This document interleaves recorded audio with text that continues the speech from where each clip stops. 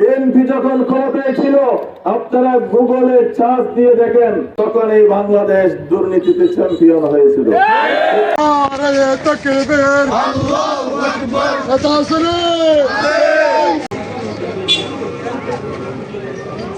আমরা যে প্রার্থীদের নির্বাচন করা নিবেলা আরো নির্বাচন করে দিলাম।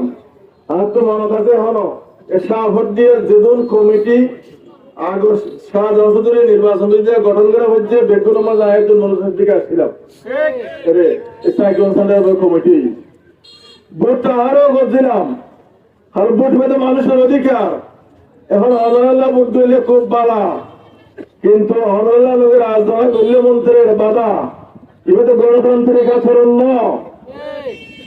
আর পরিষ্কার করে হোক, যার যার অধিকার 24 বিপ্লবে তো মানুষের অধিকার আদায় করে বললাম, কেউ কারো অধিকার হরণ করতে পারবে না। আমরা বলেছি কক্সবাজার থেকে পর্যটক যাবে না, পর্যটক যাবে শাহবাগের দিক থেকে, ঠিক কিনা? তারা বিকল্প দুইটা বাণিজ্য চালিয়ে যাচ্ছে। একটার নাম হচ্ছে মামলা বাণিজ্য, আরেকটার নাম হচ্ছে কমিটি বাণিজ্য। তারা আপনাদের বৈধ ব্যবসা বাণিজ্যের পদে তারা নাই, তারা এখন নতুন বাণিজ্য শুরু করেছে, তার নাম হচ্ছে মামলা বাণিজ্য। মানুষদেরকে বিভিন্ন ভাবে আসামি করে, বইবিতে করে, তাদের কাছ থেকে টাকা পয়সা আদায় করে একে নতুন বাণিজ্য তারা শুরু করেছে, ঠিক কিনা? বিএনপি যখন ক্ষমতায় ছিল, আপনারা গুগলে সার্চ দিয়ে দেখেন, বিএনপি যখন ক্ষমতায় ছিল তখন এই বাংলাদেশ দুর্নীতিতে চ্যাম্পিয়ন হয়েছিল। যারা দুর্নীতিতে দেশকে চ্যাম্পিয়ন বানিয়েছে, তারা দুর্নীতি মুক্ত দেশ করতে পারবে না। দুর্নীতিতে দেশ চ্যাম্পিয়ন হয়েছিল বলে এদেশের হাজার হাজার কোটি টাকা বিদেশে পাচার হয়েছে।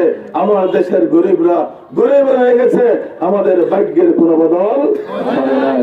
জামাত নাকি জান্নাতের কি করে টিকিট বিক্রি করে।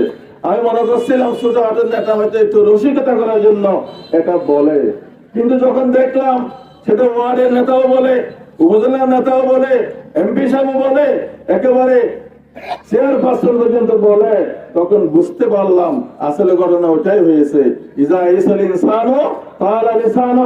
তারা যখন দেখলো জনগণ মুখ ফিরিয়ে নিয়েছে, জনগণ পরিবর্তনের জন্য সাহস নিয়ে দাঁড়িয়ে গেছে, এই অবস্থা যখন দেখেছে, জনগণের উপর যখন হতাশা তাদের মধ্যে চলে এসেছে, তখন এলোমেলো কথা বলা তারা কি করে দিয়েছে, শুরু করে দিয়েছে।